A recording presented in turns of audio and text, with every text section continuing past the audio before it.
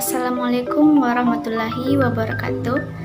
Perkenalkan, nama saya Ramadhani dengan NIM 210441148. Di sini saya akan membawakan materi pertama, yaitu tentang demokrasi. Demokrasi adalah bentuk pemerintahan yang semua warga negaranya memiliki hak setara dalam pengambilan keputusan untuk mengubah hidup mereka. Kata ini berasal dari bahasa Yunani, yaitu demokratia, yang berarti kekuasaan rakyat, yang terdiri dari dua kata, yaitu demos yang berarti rakyat dan kratos yang berarti kekuatan. Demokrasi mengizinkan seluruh warga negaranya berpartisipasi, baik secara langsung maupun melalui perwakilan dalam perumusan, pengembangan, dan pembuatan hukum. Demokrasi mencakup kondisi sosial, ekonomi, dan budaya yang memungkinkan adanya praktik kebebasan politik secara bebas dan setara. Ada beberapa jenis demokrasi, tetapi hanya ada dua bentuk dasar. Keduanya menjelaskan cara seluruh rakyat menjalankan keinginannya.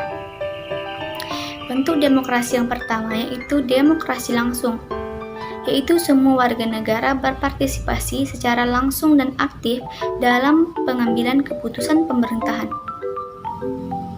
Di kebanyakan negara demokratis modern, seluruh rakyat masih merupakan satu kekuasaan berdaulat, namun kekuasaan politiknya dijalankan secara tidak langsung melalui perwakilan. Ini disebut demokrasi perwakilan. Konsep demokrasi perwakilan muncul dari ide-ide institusi yang berkembang pada abad pertengahan Eropa, era pencerahan dan revolusi Amerika Serikat dan Prancis. Itulah penjelasan dari saya. Terima kasih. Perkenalkan, nama saya Putra Restananci dengan NIM 21044111482.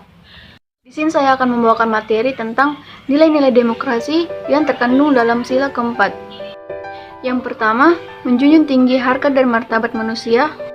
Yang kedua, adanya kebebasan yang harus disertai dengan tanggung jawab, baik terhadap masyarakat bangsa maupun moral terhadap Tuhan Yang Maha Esa. Yang ketiga, menjamin dan memperkokoh persatuan dan kesatuan dalam hidup bersama. Yang keempat, mengakui perbedaan antar individu karena perbedaan merupakan suatu bawaan kodrat manusia. Yang kelima, mengakui adanya persamaan hak yang melekat pada setiap individu, ras, suku, dan agama. Yang keenam, mengarahkan perbedaan dalam suatu kerjasama kemanusiaan yang beradab. Yang ketujuh, menjunjung tinggi musyawarah sebagai moral kemanusiaan yang beradab. Dan yang terakhir, mewujudkan dan mendasarkan suatu keadilan dalam kehidupan bermasyarakat untuk mencapai tujuan bersama. Sekian dari materi yang saya bawakan. Kenalkan, nama saya Ahmad Faiz. Saya akan membacakan butir-butir demokrasi.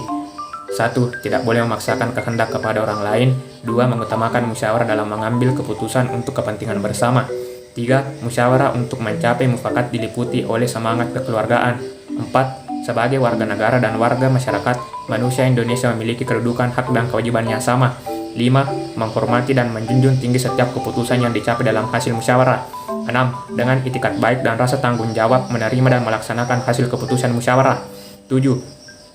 Di dalam musyawarah diutamakan kepentingan bersama di atas kepentingan pribadi dan golongan. 8. Musyawarah dilakukan dengan akal sehat dan sesuai dengan isi hati nurani yang luhur.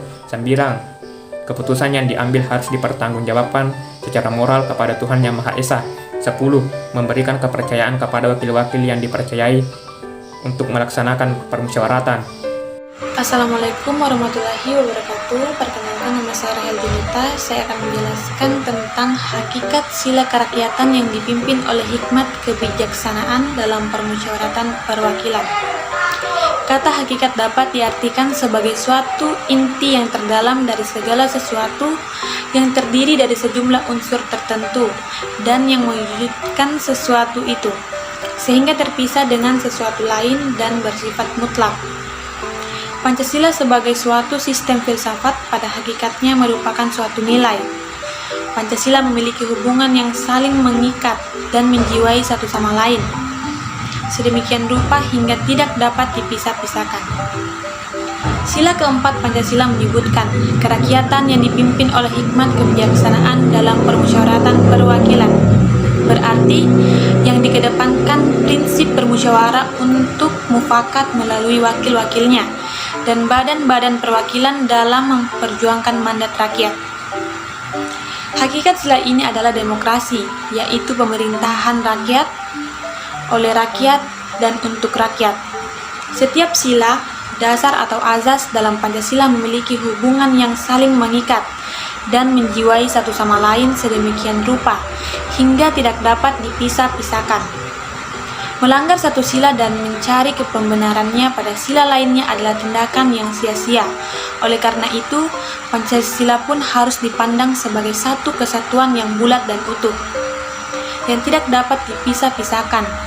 Usaha memisahkan sila-sila dalam kesatuan yang utuh dan bulat dari Pancasila akan menyebabkan Pancasila kehilangan esensinya sebagai dasar negara. Pancasila bersumber dari penjabaran norma-norma dalam masyarakat.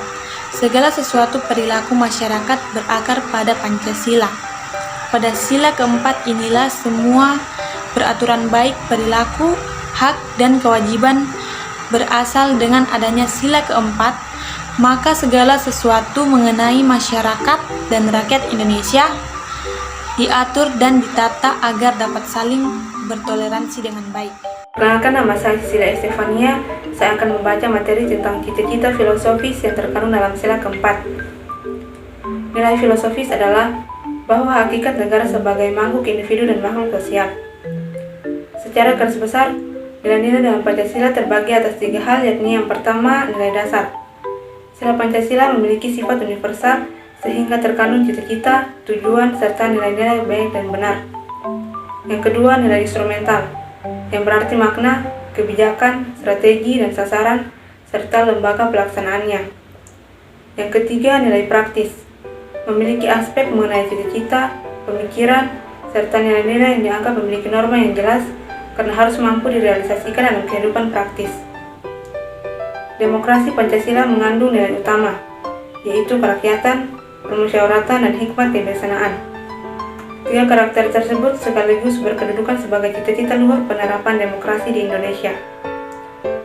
Cita-cita kerakyatan merupakan bentuk penghormatan kepada rakyat Indonesia dengan memberi kesempatan kepada rakyat Indonesia untuk berperan atau terlibat dalam proses pengambilan keputusan yang dilakukan oleh pemerintah. Cita-cita permusyawaratan memancarkan keinginan untuk mewujudkan negara persatuan yang dapat mengatasi paham perseorangan atau golongan. Sedangkan cita-cita hikmat kebijaksanaan merupakan keinginan bangsa Indonesia bahwa demokrasi yang diterapkan di Indonesia merupakan demokrasi yang didasarkan pada nilai-nilai ketuhanan, perikemanusiaan, persatuan, permusyawaratan, dan keadilan. Hikmat kebijaksanaan itu adalah perpaduan antara yang berasal dari Tuhan dengan pemikiran manusia.